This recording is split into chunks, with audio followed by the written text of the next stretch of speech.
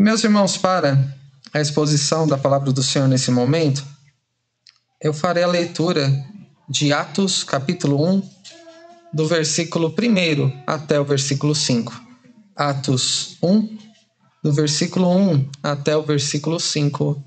Ouçamos atentamente o que Deus nos deixou na sua palavra, através do seu servo Lucas, palavra do nosso Deus, que diz assim: Escrevi o primeiro livro, ó Teófilo, relatando todas as coisas que Jesus começou a fazer e a ensinar, até o dia em que, depois de haver dado mandamentos por intermédio do Espírito Santo aos apóstolos que escolhera, foi levado às alturas. A estes também, depois de ter padecido, se apresentou vivo com muitas provas incontestáveis, aparecendo-lhes durante 40 dias e falando das coisas concernentes ao reino de Deus. E comendo com eles, determinou-lhes que não se ausentassem de Jerusalém, mas que esperassem a promessa do Pai, a qual, disse ele, de mim ouvistes. Porque João, na verdade, batizou com água, mas vós sereis batizados com o Espírito Santo, não muito depois destes dias.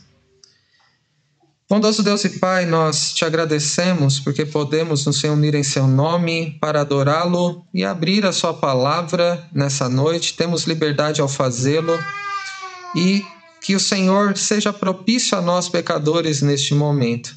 Que este tempo de exposição da sua palavra, cada um de nós esteja com a mente e os corações voltados para o Senhor, na expectativa de receber a tua palavra. Por isso rogamos que o Senhor fale conosco através da exposição da sua palavra. Que o Senhor nos abra o entendimento para compreender o que o Senhor quer nos mostrar, que abra os nossos olhos para que vejamos o que o Senhor tem diante de nós, não somente na sua palavra, mas as implicações para a nossa vida, e que o nosso coração seja preparado pelo Senhor mesmo, pelo teu Santo Espírito nos iluminando, para que possamos receber a sua palavra de maneira útil, de maneira frutífera, e que os frutos da tua palavra na nossa vida cresçam cada vez mais. Que o Senhor nos abençoe neste momento, nos livrando de distrações ou outras preocupações, mas que a sua palavra nos seja o verdadeiro alimento que venha de encontro às nossas necessidades. É o que nós te pedimos e agradecemos em nome de Jesus. Amém. Meus irmãos, o mês de agosto é, para a Igreja Presbiteriana do Brasil, um mês em que missões é lembrado com frequência. E este é o primeiro domingo de agosto. E é sempre uma boa oportunidade para lembrarmos aquilo que é chamado e reconhecido como a Grande Comissão. E como nós já vimos em algum momento, em outra mensagem, a Grande Comissão não é uma grande sugestão, não é algo facultativo, opcional. Isso significa que se você é discípulo do Senhor Jesus, se você foi chamado por Ele para segui-lo, você recebeu uma missão. O Senhor te chamou, te comissionou, te confiou nas suas mãos uma missão muito preciosa, que é custosa, como temos visto no Evangelho de Marcos também, mas ao mesmo tempo um privilégio. E se a gente parar para pensar, nós podemos reconhecer reações diversas à Grande Comissão. Alguns parecem entusiasmados demais, né? Parece que saem fora da curva do que é a realidade. Talvez pelos motivos apresentados de que tem um amor intenso pelas almas perdidas ou para atingir uma determinada meta de convertidos. E aquela pergunta que às vezes aparece: quantas pessoas você já levou a Cristo, que você já pôde converter ao Senhor? E muitas vezes destoa daquilo que a palavra de Deus diz sobre o que deve se esperar dos resultados desta missão. Mas por outro lado, irmãos, no outro oposto ao entusiasmo exagerado, a gente poderia mencionar a indiferença, a negligência, o descaso, o se envolver demais com as questões dessa vida e perder de vista a missão tão importante que Deus deixou para nós, que tem a ver com aquilo que nós somos feitos em Cristo Jesus. É a sua identidade como discípulo do Senhor Jesus. Seguir os seus passos, ensinar o que ele ensinou, fazer o que ele fez, ser um representante dele no mundo. E talvez quando alguém recai para um desses extremos, o problema seja a falta do fundamento para ver a missão que Deus nos confiou, ou ter a motivação errada, como o amor pelas almas perdidas, enquanto a motivação correta é a glória de Deus. Deus está ofendido e ele deve ser adorado, e ter aquela indignação do Evangelho que faz com que testemunhemos sobre quem é Deus e quem é o Senhor Jesus e o que ele veio fazer no nosso mundo. Essa é a grande comissão, grande na sua extensão, é um grande privilégio a nós também, e tem grandes resultados quando Deus opera pelo seu Espírito através de nós, livrando pecadores do inferno, da ira divina e conduzindo-os à sua presença, adotando-os como filhos. E no decorrer da história, Deus chamou pecadores para junto dele. Deus comissionou discípulos como eu e como você, que não tinham nada a oferecer por eles mesmos, assim como nós também não temos. E ele usou os seus servos para que o evangelho chegasse aos corações de inúmeras pessoas que ele mesmo quis chamar, como temos visto no evangelho de Marcos também. Ele chamou aqueles que ele mesmo quis para serem seus discípulos. E Deus quis escolher, eleger aqueles que ele mesmo quis para serem seus filhos amados. E quando entramos no mês de agosto, um dos exemplos da história que nós nos lembramos é da chegada do missionário Archibald Green Simonton ao Brasil, no dia 12 de agosto de 1859, há 163 anos atrás, quando ele começou um trabalho que viria a ser o que nós chamamos hoje como Igreja Presbiteriana do Brasil, e como muito bem lembrou o nosso irmão presbítero Cláudio Sérgio pela manhã, além de outros desdobramentos, além de outras instituições, até fruto deste trabalho missionário em território brasileiro. E nós podemos vislumbrar um pouco como estava o coração de Simonton naquele momento da história, se voltarmos ao seu diário. O presbítero Cláudio mencionou pela manhã, até mostrou de uma maneira comovente, trouxe um pouco deste relato histórico para nós, e eu já havia separado também um trecho de quando ele estava chegando ao Brasil, começou a ver ali o Pão de Açúcar, o Corcovado, e vejam o que aconteceu no dia 9 de agosto, alguns dias antes de chegar, mas já vendo ao longe o Rio de Janeiro. Olha o que ele diz no diário. Estamos agora sem vento, à entrada do porto do Rio. A famosa montanha do Pão de Açúcar e o Corcovado estão bem visíveis, iluminados pela luz da lua cheia a 10 ou 12 milhas de distância. O pesado som das ondas batendo nas pedras da praia enche o silêncio da noite. Subi a uma verga, justamente quando o sol se punha atrás do Corcovado, e fiquei quase 1 hora observando o crepúsculo. Sentiria dificuldade em descrever a emoção que tomou conta de mim ao ver aqueles picos altaneiros dos quais tenho ouvido falar e lido tantas vezes, os quais me dizem que a viagem terminou e cheguei ao meu novo lar e campo de trabalho. Minhas emoções eram tão conflitantes que eu não conseguiria descrevê-las com fidelidade. Os sentimentos predominantes, quais eram? Contentamento pelo final feliz de uma longa viagem, e ao mesmo tempo, temor pela grande responsabilidade, pelas dificuldades do trabalho que esperava por mim. Minhas razões para a alegria são fáceis de entender, mas a incerteza do futuro pesa de modo solene e temível, a ponto de moderar as expressões de contentamento. Que relato bonito, não é?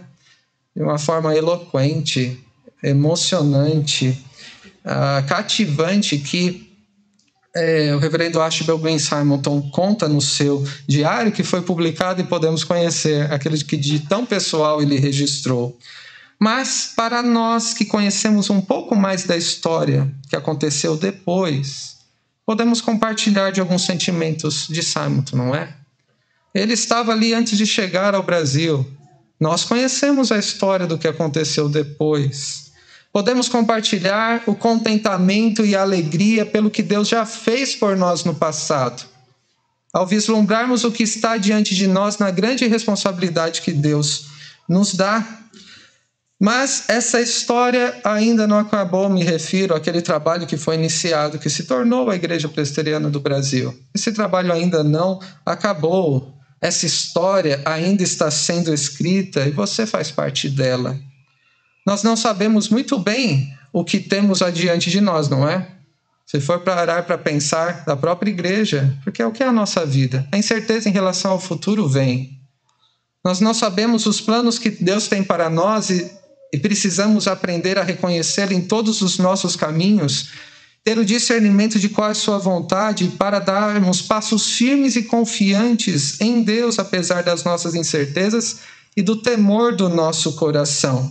Então compartilhamos também o santo temor e a incerteza em relação ao futuro, e este temor por causa da grande responsabilidade como aqueles que receberam uma missão do Senhor. Mas essa história, esse pequeno relato de Simonton faz parte de uma história muito maior, que nos remete a um outro belíssimo relato que não foi escrito em forma de diário.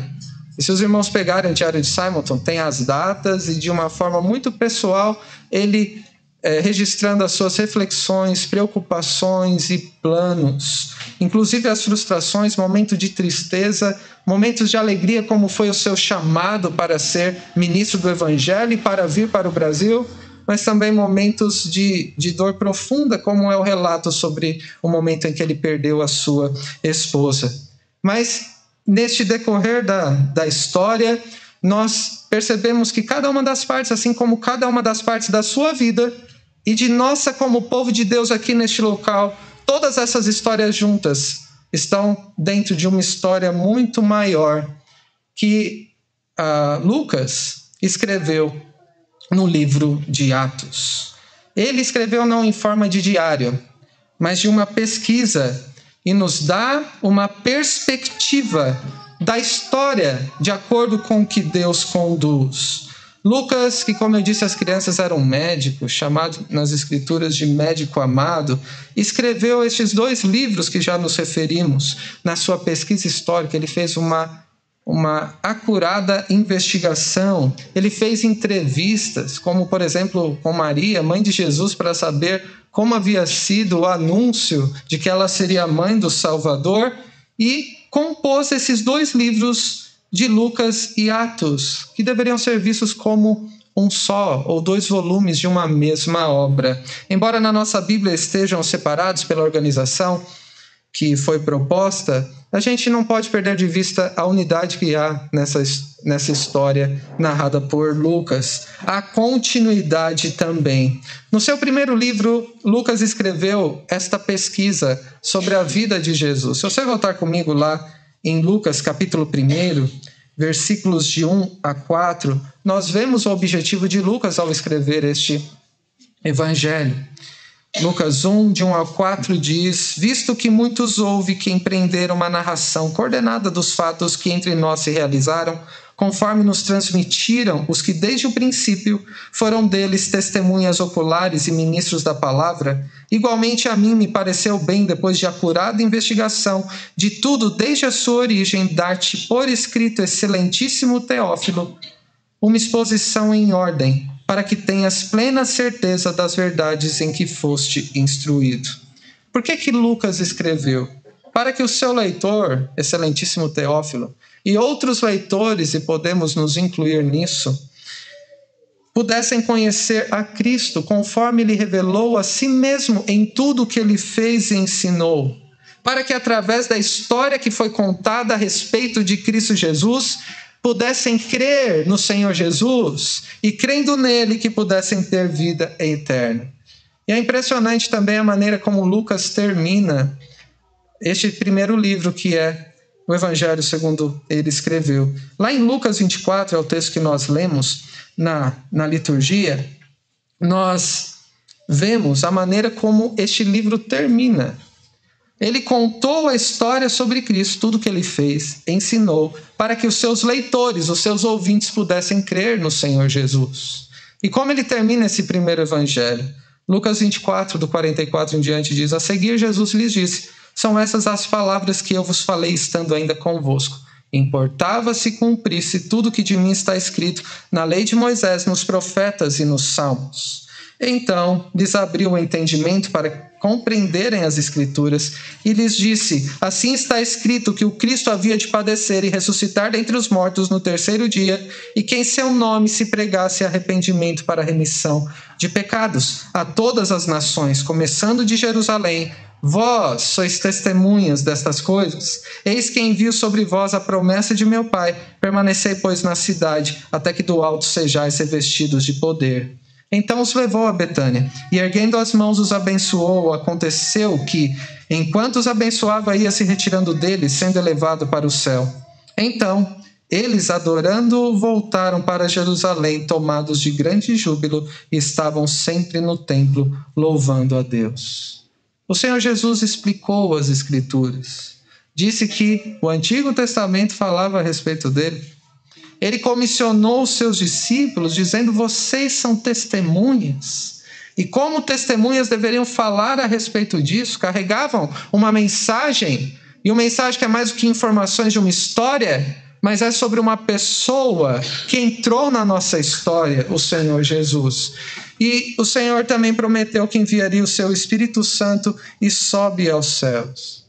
Este final tem cara de um final feliz? Ou de uma história ainda inacabada? Quando o Senhor Jesus promete, embora o final seja glorioso, né? Já pensou? O Senhor Jesus subindo ao céu e depois eles louvando a Deus no templo, parece que faltava alguma coisa acontecer, que tinha a ver com a promessa de Jesus. Jesus prometeu que enviaria o Espírito Santo para que permanecesse em Jerusalém, então espera-se. E você, que ouve essa história sendo contada, tem expectativa que o Senhor Jesus cumpra a sua promessa. Afinal, ele prometeu que faria isso. Esse final de história de Lucas 24 tem cara de final feliz, mas ainda tem uma história, tem cara de uma história inacabada. Então, essa história que nos foi contada, em especial por Lucas, e também pegando o exemplo da história iniciada no Brasil, da igreja da qual nós fazemos parte, que ainda continua através de nós, ao olhar para este texto, nós vemos uma história muito maior da qual nós fazemos parte também. Então, o tema dessa noite será em 2 lições breves, depois dessa introdução um pouco mais extensa, sobre a história que nos foi contada continua. Este é o tema dessa noite. A história que nos foi contada continua. Então, em primeiro lugar, nos versículos 1 e 2, a primeira lição, que a história que nos foi contada não acabou. Não acabou. Nos versículos 1 e 2, Lucas registra: escrevi o primeiro livro ao Teófilo, relatando todas as coisas que Jesus começou a fazer e ensinar, até o dia em que, depois de haver dado mandamentos, por intermédio do Espírito Santo, aos apóstolos que escolhera, foi elevado às alturas. Sobre o que trata os evangelhos? E na forma como Lucas escreveu aqui, veja aí depois que ele se dirige a Teófilo, ele diz que é um relato das coisas, de todas as coisas que Jesus começou a fazer, a ensinar. Apenas começou. No evangelho que ele escreveu a Teófilo, que na época era alguém importante, e há especulações de quem ele era, mas ele é chamado de excelentíssimo Teófilo. Então, alguém importante, que precisava também, assim como nós, crer em Cristo por meio do testemunho daqueles que tinham convivido com o Senhor Jesus. Teófilo precisava ouvir mais sobre o que Jesus fez e ensinou. E qual foi a fonte de pesquisa de Lucas? Foram aqueles que conheciam o Senhor Jesus de maneira pessoal. E a partir deste testemunho, daquelas testemunhas oculares, Lucas relata sobre como o Senhor Jesus veio trazer salvação à humanidade. Em poucas palavras, resumindo um livro grande de Lucas, Lucas conta no seu evangelho que a salvação foi preparada pelo Senhor desde a antiguidade, que foi concedida por Deus através de Cristo e que deve ser anunciada a todas as pessoas, pois todos precisam do evangelho. É sobre isso que trata o evangelho de Lucas. Que a salvação que foi planejada e preparada por Deus no passado foi concedida através de Cristo, e esta salvação precisa ser conhecida por todas as pessoas, pois todos carecem dessa graça. E como que ela será conhecida? Primeiro, Deus deu a conhecer essa salvação através do seu Filho, quando ele esteve entre nós. E essa, meus irmãos, é a base da evangelização. É conhecer como Deus preparou a salvação, como ele concedeu em Cristo, e é anunciar, tornar conhecida tão grande salvação àqueles que ainda não conhecem. Foi isso que Jesus fez quando ensinou na sinagoga, quando ele anunciou o evangelho, enquanto ele curava as pessoas. Foi por isso que ele veio a este mundo, e é por isso que nós devemos continuar esperando que ele faça, até que ele venha. Da mesma maneira como eu me referi ao final de Lucas, dizendo que deve dar uma sensação, se você entendeu as últimas palavras, que falta alguma coisa acontecer.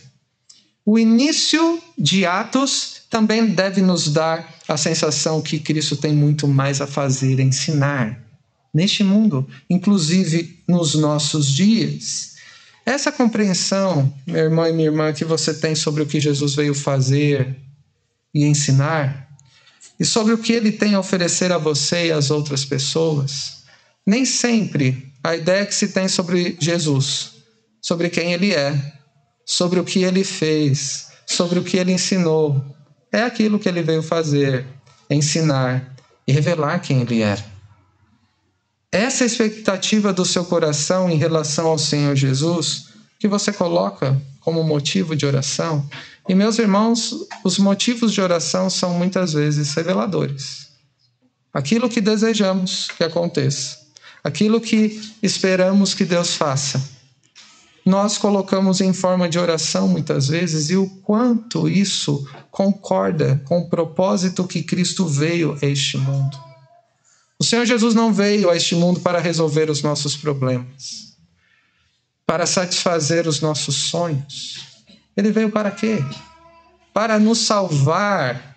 Aquilo que foi preparado pelo Pai, que foi realizado por Ele e que foi anunciado e que chegou até nós. É verdade, meus irmãos, que nós temos outras necessidades, tão frágeis nós somos.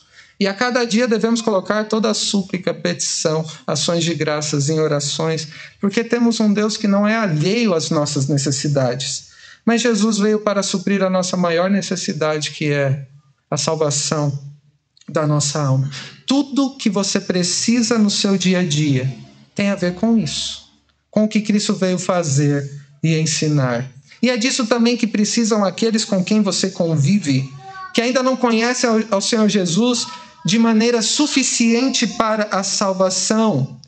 Meus irmãos, tanto cada um de nós, e de forma muito especial neste mês em que lembramos de missões, aqueles com quem você convive que ainda não se curvaram ao Senhor Jesus e ainda estão perdidos, precisam ouvir e conhecer mais da história que nos foi contada nos evangelhos, para que possam ver quem é Jesus, o que ele veio fazer, e para que, crendo nele, tenham vida no nome dele, e eles conhecerão a história que te foi contada quando você contar essa história.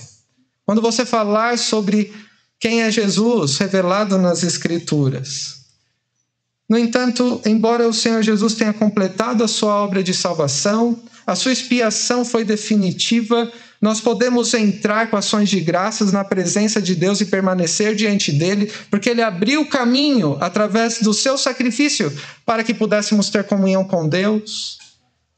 Embora ele tenha completado e tenha bradado na cruz, está consumado,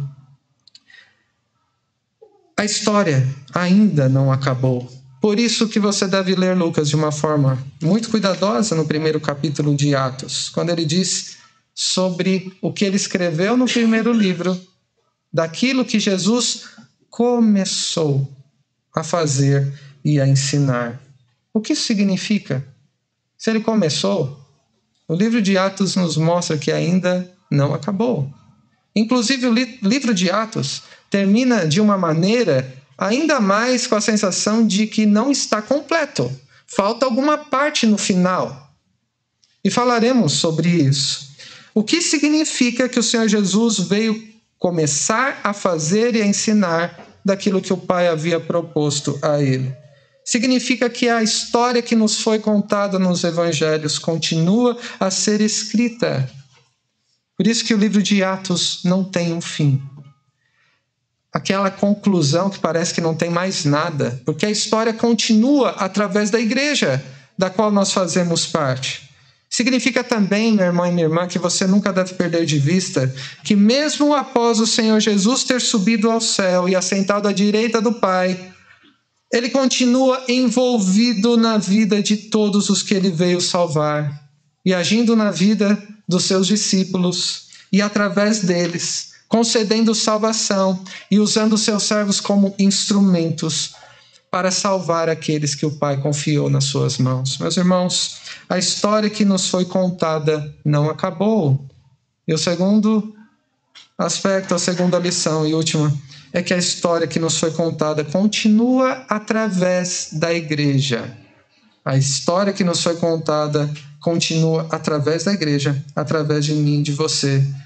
Os versículos 3 e 5, de forma muito breve, dizem assim: a estes também, depois de ter padecido, se apresentou vivo, com muitas provas incontestáveis, aparecendo-lhes durante 40 dias e falando das coisas concernentes ao reino de Deus. E comendo com eles, determinou-lhes que não se ausentassem de Jerusalém, mas que esperassem a promessa do Pai, a qual, disse ele, de mim ouvistes. Porque João, na verdade, batizou com água, mas vós sereis batizados com o Espírito Santo, não muito depois destes dias. A história que o Senhor Jesus, a história que nos foi contada a respeito do Senhor Jesus, sobre o que ele começou a fazer e ensinar, continuou a fazer e ensinar através da igreja. Como eu disse às crianças, o Senhor Jesus, mesmo tendo subido ao céu, ele continua fazendo muitas coisas maravilhosas nos nossos dias, na nossa vida. Continua a nos ensinar muito, e ele o faz através da igreja, a única instituição e agência do Evangelho e do Reino de Deus no mundo. E através dos discípulos de Cristo, quando no caráter e na conduta fazem o que o Senhor Jesus fez diante das circunstâncias do dia a dia e ensinam o que ele ensinou. E como o Senhor Jesus garantiu que a obra de salvação, alcançando aqueles que o Pai confiou nas suas mãos, continuaria mesmo ele tendo subido aos céus. Nós vemos entre os versículos 2 e 5, e eu quero pontuar apenas o que é destacado aqui por Lucas. Jesus escolheu os seus apóstolos, os apóstolos que ele escolhera, diz o versículo 2, através de quem, de acordo com a vontade do Pai e da maneira como Cristo ordenou, esses discípulos que continuariam a fazer e ensinar assim como ele fez. Meu irmão e minha irmã, se você é discípulo do Senhor Jesus, foi escolhido por ele para segui-lo. Você foi chamado para isso, não é opcional. Aquilo que você faz, aquilo que você diz, sempre terá relação com o evangelho que te alcançou e com a obra que Cristo começou a fazer e que continua através de você. Isso não é um evento anual, chamado de evangelização, embora momentos assim sejam até uma oportunidade. Isso se dá no nosso dia a dia. E através das nossas palavras permeadas pelo Evangelho, através da nossa conduta dando exemplo exemplar que reflita a Cristo, o Senhor Jesus se dá a conhecer e alcança para a salvação aqueles que o Pai lhe confiou.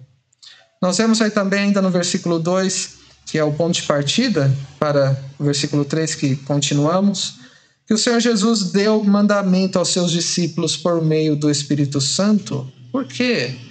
Para que os seus discípulos soubessem Qual é o seu papel? Qual é a vontade do Mestre aos seus discípulos? E como proceder na missão que o Pai confiou ao Filho e que ele comissiona aos seus discípulos para fazê-lo? Meus irmãos, se não for a palavra de Deus a nos ordenar, ao nos conduzir, a gente vai continuar perdido, perambulando no mundo sem saber o que fazer. Eu não sei nem como resolver os meus problemas. Como que eu posso agir de uma maneira que alguém possa ser salvo? Isso parte do conhecimento que se tem daquilo que Cristo veio fazer. É o conhecimento do Evangelho. Quem é Jesus? O que ele ensinou e o que ele fez. É através destes mandamentos, iluminados pelo Espírito, é que reconhecemos a vontade de Deus e quando nos dispomos a cumprir, continuamos a missão que Cristo nos confiou. Em terceiro lugar, no versículo 3, nós lemos que o Senhor Jesus se revelou aos seus discípulos também após a ressurreição. Antes da ressurreição, ele já havia feito muito, ensinado muito, revelado a si mesmo, e depois da ressurreição, o que aconteceu? Depois de ter padecido, diz o versículo 3, se apresentou vivo com provas incontestáveis, muitas, aparecendo-lhes durante 40 dias e falando das coisas concernentes ao reino de Deus, inclusive comeu com eles. Lembrou o que havia ensinado, esteve com eles durante um tempo prolongado, 40 dias, revelando-se após a ressurreição.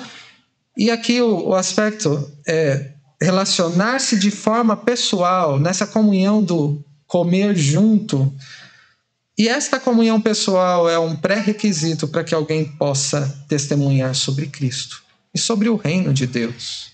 Aqueles que podem até professar a fé no Senhor Jesus com a boca, mas que não ainda têm um compromisso pessoal, um relacionamento com Ele. Como podem falar sobre o Senhor que não conhecem ainda? Meus irmãos, nós temos os meios necessários para caminhar com Cristo, para sermos alimentados por Ele, para sermos edificados com a sua presença, para conhecermos mais quem Ele é, para nos relacionarmos com Ele no dia a dia. E é esta comunhão com Cristo que temos, que é a maneira, o combustível que Deus usa para que nós falemos sobre Ele ao nosso redor.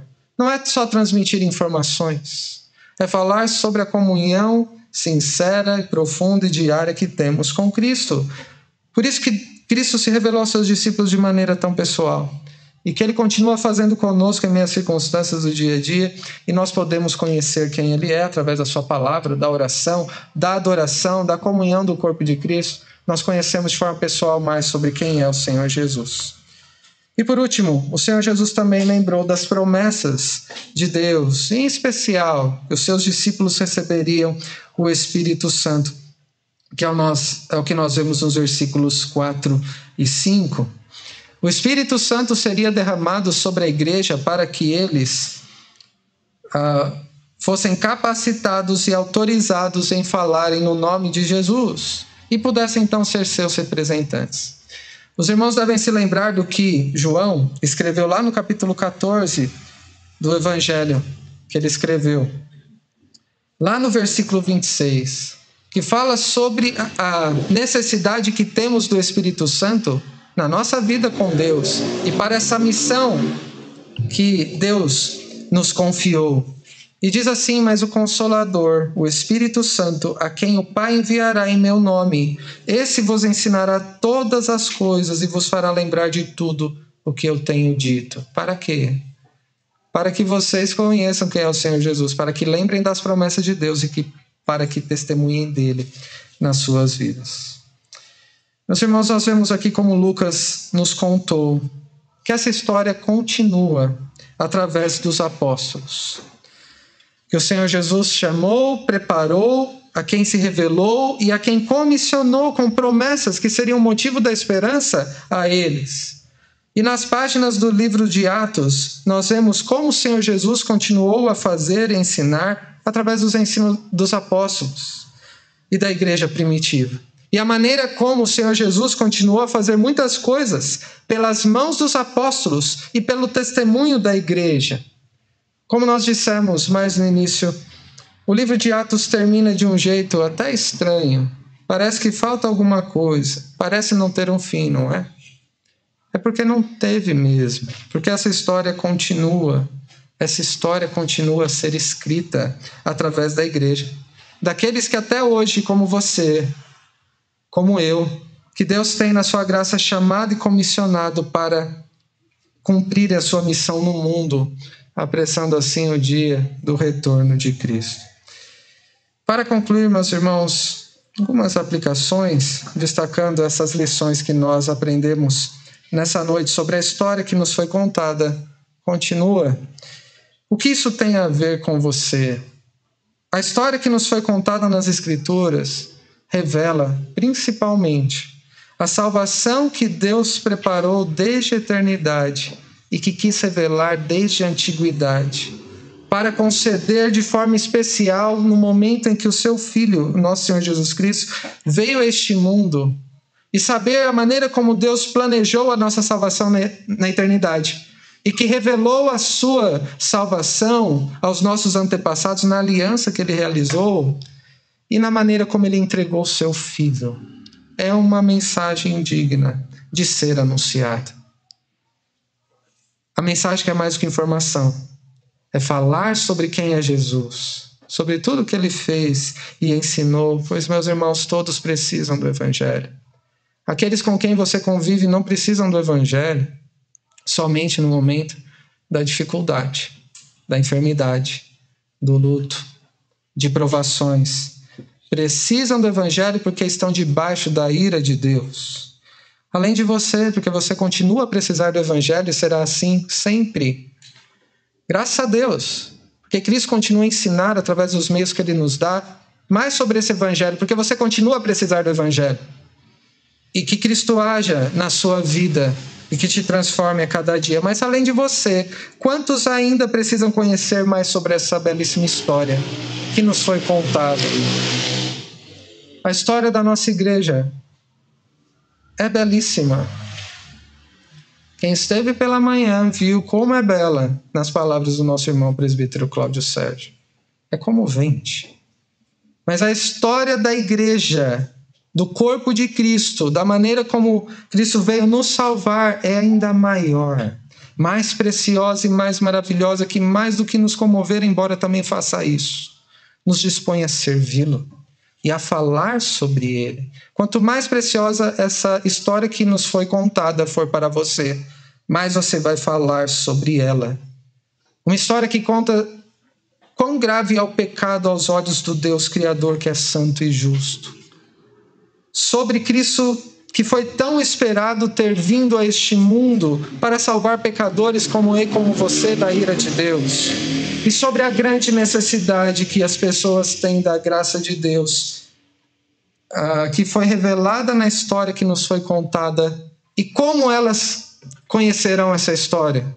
Quando você contar sobre ela, como Lucas fez e chegou até nós.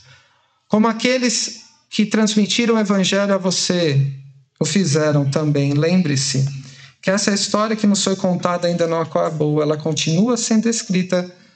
E Deus usa aqueles que Ele escolheu na eternidade, que chamou no tempo e comissionou hoje para continuá-la.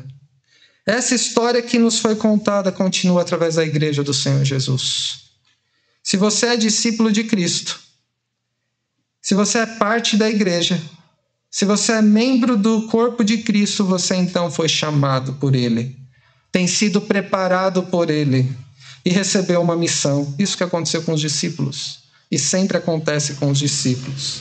Isso não significa que dependerá do seu esforço. E quando alguns irmãos ficam preocupados, mas eu não sei falar, eu não conheço. Meus irmãos, a comunhão pessoal que tem com Cristo, o quanto conhece Ele, é suficiente para que você fale sobre aquele que te salvou. Porque nunca dependeu do esforço de ninguém, da capacidade de falar de alguém, das preferências pessoais, da abordagem que utiliza, ou de qualquer outra coisa que seja proveniente de você. A história que nos foi contada é suficiente em si mesma porque revela Cristo. E essa história ainda não acabou e continua a ser contada e dirigida por Deus Porque Deus ainda tem aqueles que quer salvar, Ele usa a igreja, seus filhos amados como você, nos escrevendo nessa história.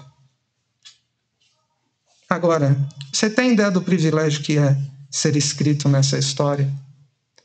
Eu disse que o livro de Atos dá a impressão que essa história não acabou, que não acabou. Você foi escrito nessa história que vem depois do capítulo 28 de Atos. Por isso, lembre-se como Deus te escolheu para ser um participante ativo na missão dele no mundo. Por isso, a história que te foi contada, conte. Que aquilo que você é, o que você faz, o que você fala, seja uma extensão de Cristo no mundo, à medida que você for feito semelhante a Ele. Deus te deu mandamentos para que você os conheça e para que cumpra a missão dele no mundo. Por isso, busque com diligência, com dedicação e com prioridade a conhecer mais sobre o que Deus revelou sobre si mesmo e sobre a sua vontade para Ele. Não negligencie os meios de graça. A leitura da palavra, a meditação, a oração, a comunhão cristã em todas as oportunidades que nós temos. Porque é assim que você crescerá à semelhança de Cristo e será uma expressão mais fiel de quem Ele é, onde Deus te colocou. E por último, as promessas que o Senhor Jesus deixou sempre devem ser o motivo da esperança. Não é seu esforço pessoal, não são suas capacidades, os dons que o próprio Deus te deu. Por isso você precisa conhecer mais sobre a esperança que nos foi contada também.